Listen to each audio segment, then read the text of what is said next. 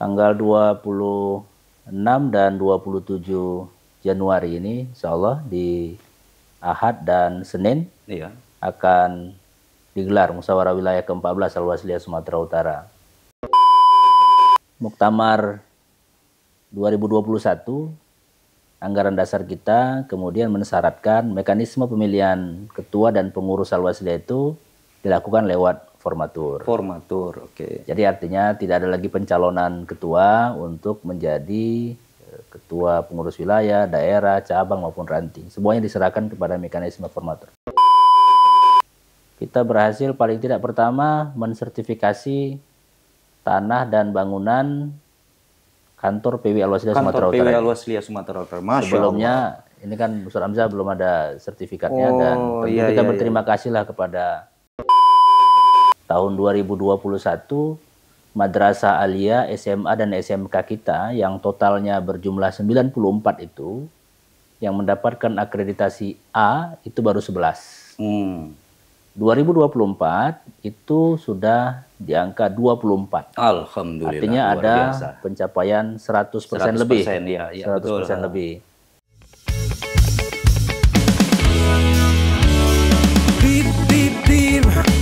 Dedi Iskandar Batubara.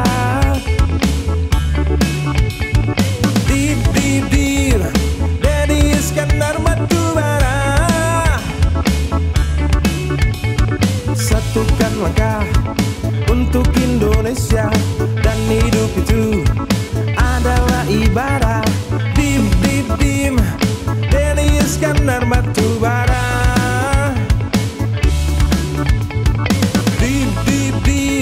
Dedi Iskandar Batubara.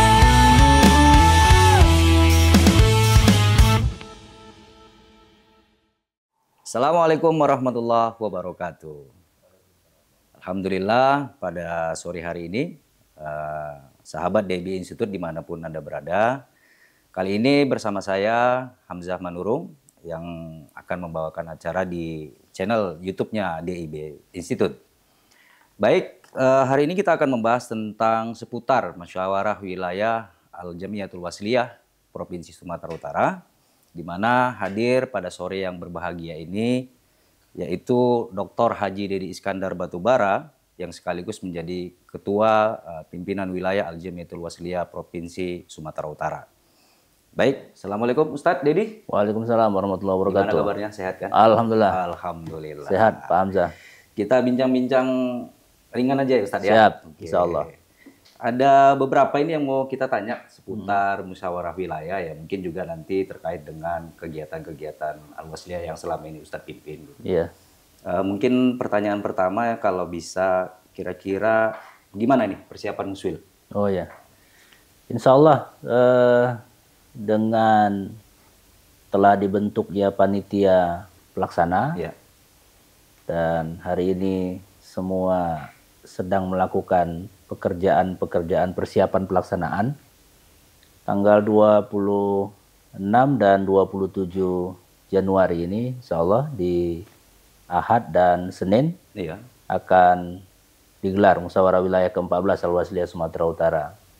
Secara persiapan dari laporan panitia yang telah kami terima, semuanya sampai hari ini masih on progress dan insya Allah optimis. Alhamdulillah. Pelaksanaan akan berjalan sesuai dengan apa yang direncanakan. Tuan rumah Musyawarah Wilayah Kabupaten Batubara. Oh, Batubara ya. Dan insya Allah nanti akan kita gelar di salah satu tempat hotel dan ruang pertemuan di Kabupaten Batubara.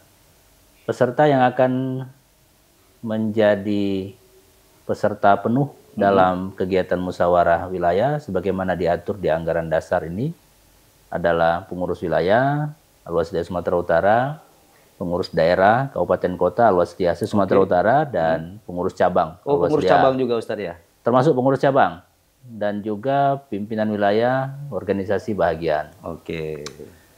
Artinya bahwa ini kan agenda 5 tahunan yang sudah terjadwal ketika musyawarah 13 digelar 2020, maka 2025 ini musyawarah wilayah 14 harus dilaksanakan.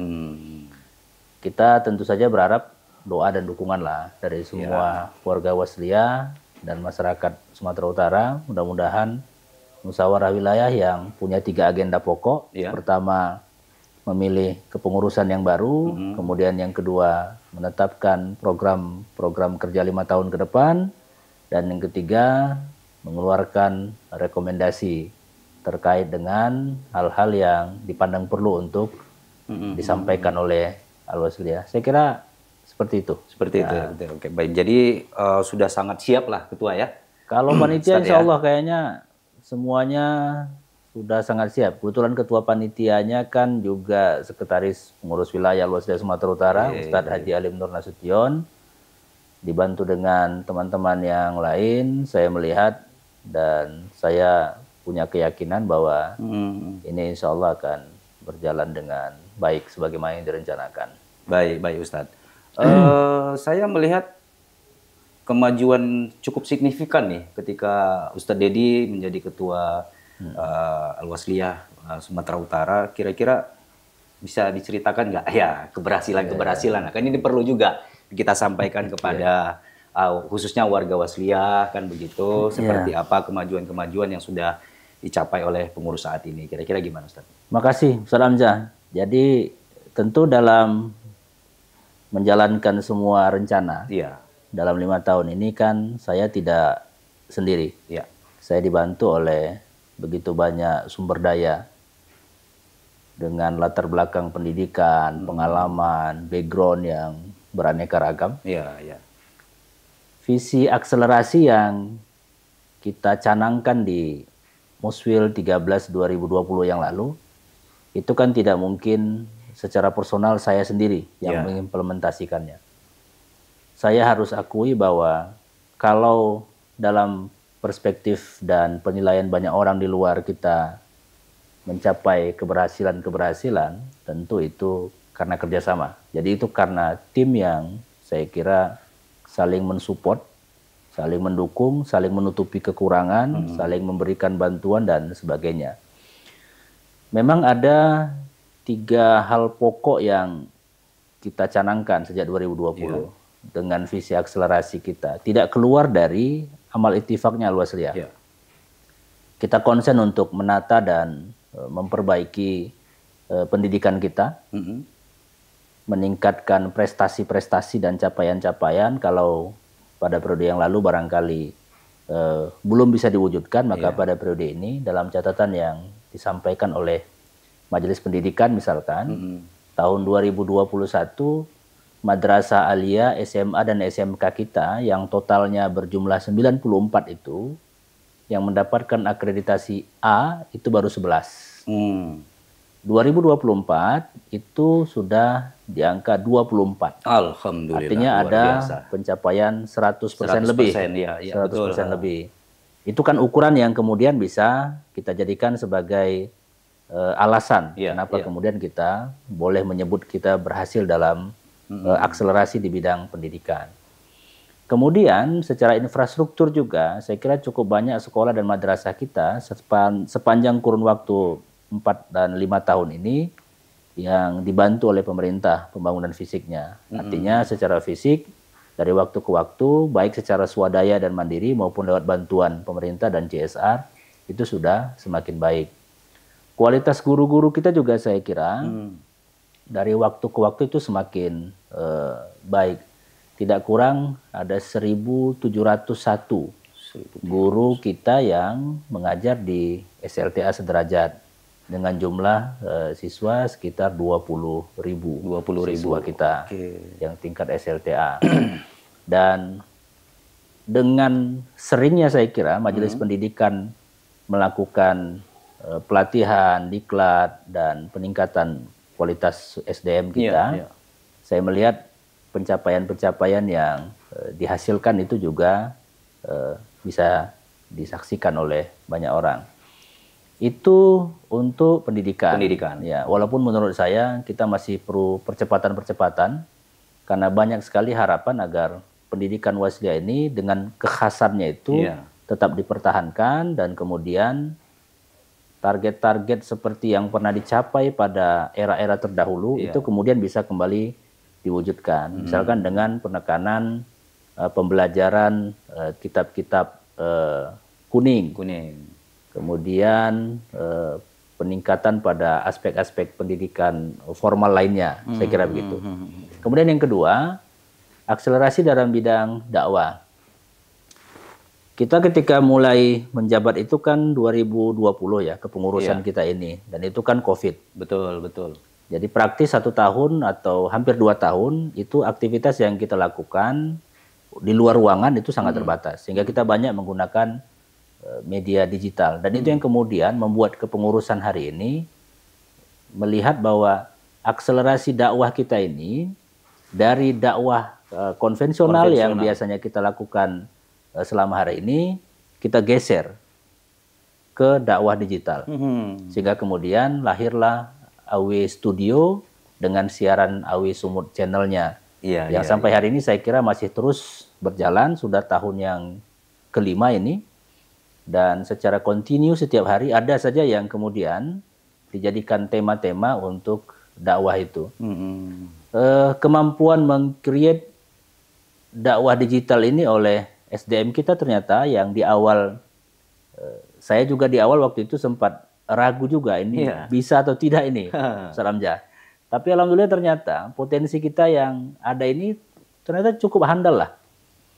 Karena situasi COVID itu kemudian mengharuskan kita semua untuk survive ya. Survive, betul. Ya, kalau kita nggak bisa dakwah konven ya kenapa nggak kita gunakan dakwah digital. Dan itu yang saya kira membuat kita semuanya terpacu untuk berselancar, untuk melakukan beragam inovasi-inovasi baru agar dakwah kita ini tetap bisa hidup. Karena memang ruhnya Wasilah ini kan di dakwah. Di dakwah, betul. Ya. Kita nggak bisa pungkiri bahwa para pendiri Wasilah kita ini adalah para pendakwah. Sampai dengan hari ini juga sebagian besar pengurus kita dan sebagian besar orang-orang yang terlibat mendesain Wasilah kita ini adalah para pendakwah. Iya, betul. Walaupun tidak bisa kita pungkiri ya, selain dakwah digital, kita juga dalam periode ini cukup konsen juga untuk dakwah di daerah-daerah saudara-saudara kita yang minoritas. Sehingga kemudian di awal tahun periode kepengurusan kita itu ada tim dakwah yang kemudian itu langsung turun ke Nias Selatan, ke Pulau Telo, dan kemudian ke Samosir dan ke daerah-daerah lainnya. Di samping wilayah Kabupaten Karo, Dairi, dan Pak yang selama hari ini juga sebenarnya tetap menjadi wilayah dakwahnya kita. Tapi dalam periode ini saya kira ada ekspansi yang kita lakukan untuk kemudian bisa menjangkau daerah-daerah terluar, terdaram, terisolir. Walaupun kita sadar bahwa volumenya belum terlalu banyak ya, karena keterbatasan kita juga, keterbatasan resources pendanaan, kemudian SDM kita gitu ya. Tapi insya Allah ini terus berjalan. Kemudian yang berikutnya dakwah kita yang saya kira juga cukup akseleratif itu ya dakwah yang konven. Konven tetap jalan. Jadi pasca COVID itu berakhir, saya kira dakwah kita untuk turun ke lapangan itu terus berjalan. Ini berhubungan erat dengan misi akselerasinya di Majelis Amal Sosial misalkan. Contoh, setiap Idul Kurban, biasanya kita kan menyembelih hewan, dan kalau biasanya kita hanya membagikan di wilayah perkotaan, dan kemudian setelah itu kita kirim juga ke daerah-daerah saudara-saudara kita, misalkan di PC-PC Al-Wasilah di Pancur Batu, Namorambe, Sebiru-Biru gitu ya. Dan itu kan bagian dari misi dakwah juga. Dan sampai hari ini juga saya kira sebagian dai-dai kita itu masih tetap melakukan misi dakwahnya. Ada yang gerakan Jumat ke daerah-daerah yang tidak tersedia khotib Jumatnya. Dan ini saya kira tiga-tiganya tetap kita kombinasikan. Daerah minoritas, kemudian dakwah konvensional, dan sekarang dakwah digital. Itu saya kira menjadi hal yang fokus kita kerjakan pada periode ini. Dan kalaupun barangkali ada ukuran yang diberikan, standar nilai dari luar, ya mungkin karena capaian-capaian yang kita lakukan pada beberapa aspek itu ya. Di samping memang saya kira Waslia kita ini kan memang organisasi penghubung Iya. yang bersifat sosial dan terbuka. Kita ini kan tidak eksklusif ya. Pada periode kali ini saya kira kita memberikan kesempatan dan ruang yang begitu luas nih, Ustaz Hamzah, kepada siapa saja, baik yang seakidah atau yang tidak seakidah dengan kita untuk membangun dan menjalin silaturahim. Dan itu kita lakukan. Iya, iya, iya. Cukup banyak misalkan pihak-pihak yang berkunjung bersilaturahim langsung ke PW Al-Wasliyah Sumatera Utara dan kita menerima baik dari partai politik, organisasi kemasyarakatan, organisasi yang keagamaan lainnya dan berbagai elemen lagi lainnya. Tapi saya kira sampai hari ini posisi Wasliyah yang DNA-nya itu adalah DNA penghubung, DNA silaturahim, itu tetap kita rawat dan kita jaga.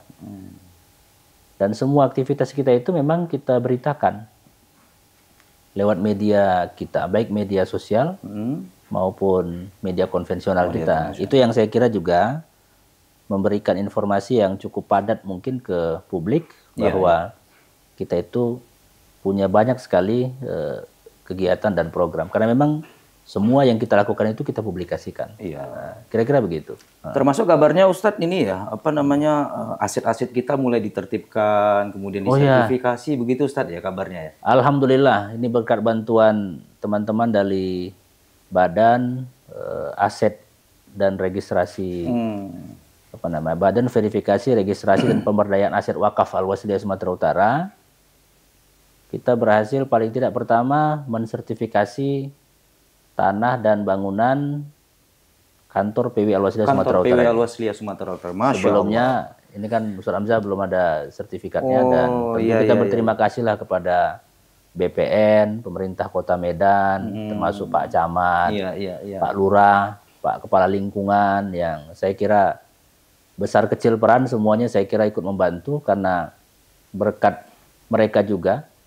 Karena sejak awal ini kan nggak punya sertifikat apa-apa, tidak punya surat apapun, tapi kemudian karena mereka tahu di sini sejak negara ini belum ada juga Wasliyah sudah ada di Kota Medan dan sudah berkantor di tempat ini puluhan tahun, sehingga kemudian mereka bersedialah memberikan kesaksian dan pernyataan bahwa ini benar milik Wasliyah gitu. Iya, betul. Ini satu, kemudian ada lagi aset-aset kita beberapa yang sekarang sedang dalam proses sertifikasi, baik bangunan madrasah, sekolah maupun tanah. Dan saya kira dalam periode ini juga cukup banyak yang kemudian berikrar mewakafkan hartanya, alhamdulillah, dalam bentuk tanah kepada Al-Wasliyah untuk diberdayakan. Artinya sudah mulai muncul kesadaran kolektif kita bahwa aset-aset ini mesti kita jaga dengan sebaik-baiknya. Dan alhamdulillah semua aset yang hari ini disimpan dan dititipkan di pengurus wilayah Al-Wasliyah Sumatera Utara, insya Allah sebagiannya sudah bersertifikat aman dan sebagian lagi memang dalam proses untuk sertifikasi. Dan ini saya kira juga pencapaian yang patut kita syukuri. Bukan hanya sesuatu yang bersifat formalistik dalam bentuk sertifikat, tapi ini bentuk pengakuan bahwa benarlah Al-Wasliyah ini punya banyak aset gitu loh. Saya kira gitu, Salam Jah. Iya. Jadi memang tadi cukup luar biasa penjelasan dari Ustadz Dedi terkait dengan bisa dikatakan pencapaian kan begitu dengan indikator-indikator yang Ustadz sampaikan tadi. Dan kayaknya pun Ustadz ini menjadi semangat teman-teman di pimpinan daerah melihat keberhasilan dari pengurus wilayah saat ini untuk kalau bisa dikatakan menjagokan kembali nih Ustadz untuk menjadi memimpin kembali Wasliyah Sumatera Utara. Kira-kira dari Ustadz sendiri gimana nih Ustadz? Ya, mekanisme pemilihan kita kan sekarang sudah berubah. Iya. Muktamar 2021 anggaran dasar kita kemudian mensyaratkan mekanisme pemilihan ketua dan pengurus Al-Wasliyah itu dilakukan lewat formatur. Oke. Jadi artinya tidak ada lagi pencalonan ketua untuk menjadi ketua pengurus wilayah, daerah, cabang maupun ranting. Semuanya diserahkan kepada mekanisme formatur. Formatur itu artinya mereka yang ditunjuk dalam musyawarah wilayah ditugaskan secara penuh, mereka menetapkan dan memilih siapa ketua dan menyusun komposisi kepengurusan.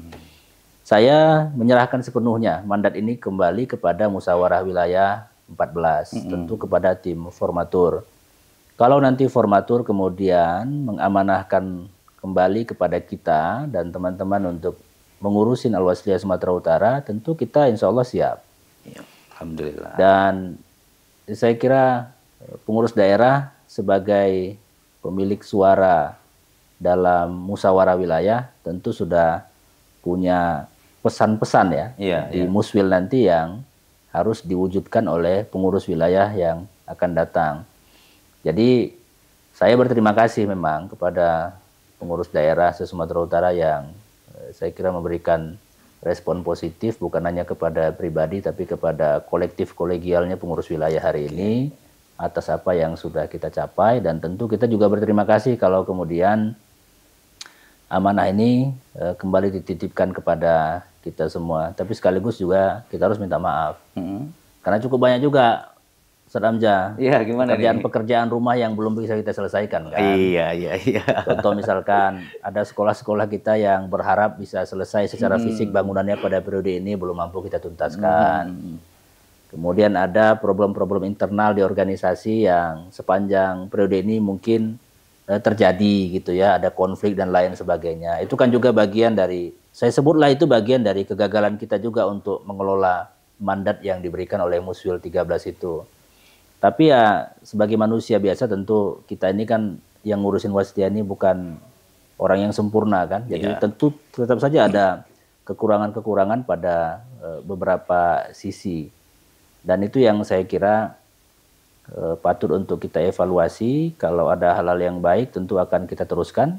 Kalau ada yang buruk dari perjalanan periode kepengurusan ini, tentu kita harus juga menerima kritik, saran, masukan dari seluruh pengurus daerah dan mereka-mereka yang sampai hari ini pedulilah dengan perkembangan dan kemajuan Wasliyah Sumatera Utara. Seramja. Jadi kalau seandainya nih Ustadz musyawarah meminta kembali Ustadz ya kan untuk memimpin kembali Wasliyah, kira-kira boleh tahu nggak ini visi misinya ke depan gitu kan 5 tahun ke depan Ustadz? Ya, yang pertama saya kira visi besarnya akselerasi jilid 2 ya. Akselerasi jilid 2, oke. Akselerasi jilid 2. Kita ingin menuntaskan PR-PR yang belum selesai. Dan kita memang perlu percepatan. Selain akselerasi, saya juga setuju bahwa kolaborasi itu menjadi tema yang belakangan saya kira tidak hanya pemerintah di pusat, tapi juga banyak pemerintah daerah yang menjadikan tema itu untuk melakukan percepatan dalam pembangunan. Jadi akselerasi jilid 2 ini menurut saya bagaimana kemudian kita menyelesaikan PR-PR pada periode yang kemarin tidak selesai. Kemudian yang kedua tentu kita harus lebih inovatif. Saya kebetulan kan masih diamanahkan menjadi anggota Dewan Perwakilan Daerah, dan itu saya kira amanah negara yang harus saya selesaikan dengan baik. Kebermanfaatan saya sebagai wakil daerah itu juga harus dirasakan oleh seluruh masyarakat Sumatera Utara sebagai daerah yang saya wakili, dan tentu saja di dalamnya ada Al-Wasliyah Sumatera Utara.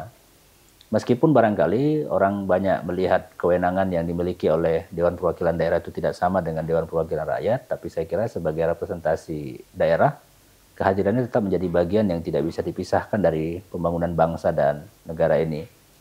Pada konteks itu saya kira tentu sebagai ketua wilayah saya ingin menempatkan amanah jabatan itu sekaligus mendorong percepatan bagi pembangunan dan kemajuan Al-Wasliyah di Sumatera Utara. Ya, kalaupun disebut ini periode tantangan, saya kira iya. Karena kalau kemarin kita akselerasi periode 1 itu kita mendesain sesuatu yang barangkali baru, karena kita baru jadi ketua waktu itu, dan teman-teman di kepengurusan juga baru pada periode pertama. Tapi ini kita pada periode yang kedua, tentu orang akan melihat dan mencatat apa yang sudah kita kerjakan pada periode ini akan dibandingkan dengan apa yang akan kita capai pada periode berikutnya ini. Dan ini yang saya kira harus butuh cukup banyak resources saya. Karena saya berharap nanti kepengurusan yang akan datang insya Allah, kalaupun kita diserahkan amanah untuk ngurusin ini, tentu kita berharap semua teman-teman yang membantu di kepengurusan itu adalah mereka-mereka yang senantiasa punya semangat wa tujahiduna fi sabilillah bi amwalikum wa anfusikum. Kira-kira begitu. Itu Ustaz Hamzah.